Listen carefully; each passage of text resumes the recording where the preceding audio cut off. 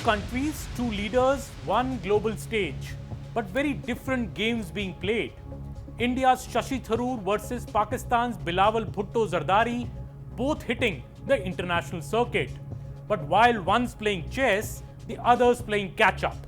Let's break it all down.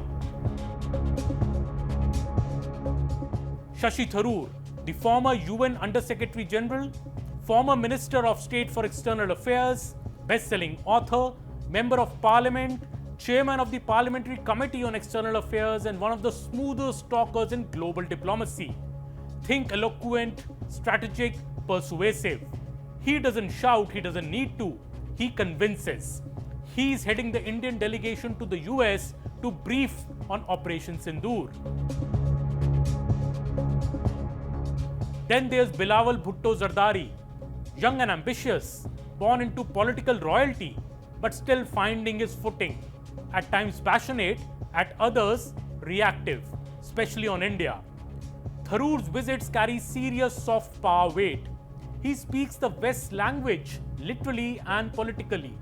Tech, democracy, development, global South solidarity, that's his lane.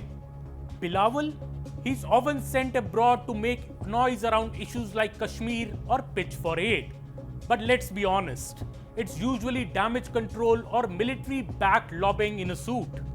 Shashi Tharoor brings with him an international gravitas that's hard to match. He's not just a politician, he's a narrative craftsman. His command over language, history and diplomacy allows him to present India's case in a way that feels compelling rather than confrontational. In contrast, Bilawal Bhutto, while educated and articulate, hasn't quite found his voice on the global stage. He often sounds like he's trying to punch above his weight, and that doesn't help when the world is listening for nuance, not noise. India's diplomatic machine is working the long game. Operation Sindoor, that's not just a name, it's a message of unity, zero tolerance on terrorism, and a multi-party delegation that includes the likes of Tharoor, BJP, DMK and Shiva Sena politicians. So even political rivals are coming together. Meanwhile, Pakistan sends Bilawal and Hina Rabbani Khar. Cue the global eye roll. It feels reactive, like a copycat move after India had already set the agenda. And let's not forget Bilawal's greatest hits, like threatening blood will flow over the Indus Water Treaty. Not exactly the vibe of a peace emissary, right? Sending Bilawal and Hina Rabbani Khar feels like more of a reaction. It's optics without alignment. The internal tension, civil-military dissonance, weak governance structures, economic instability of Pakistan, all this leaks into their messaging. It's a brand mismatch.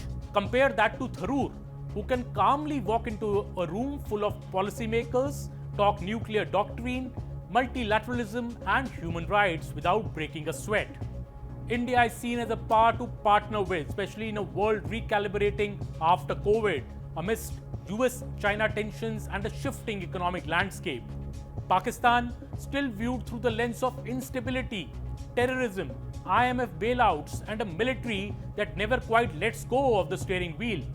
Here's the thing, Tharoor is the legacy, Bilawal is still chasing one. He's trying to fill the boots of Bhutto's past, but history isn't handed down, it's earned. Bilawal's own mother, Benazir Bhutto, was assassinated on Pakistani soil. So what does this all tell us? India's telling the world we are stable, we are assertive, united. Pakistan is trying to tell the world we are the victims of the very chaos that they can't seem to control. Tharoor here is playing strategic chess. Bilawal is still rolling the rules. Let's see who moves next and who gets checkmated.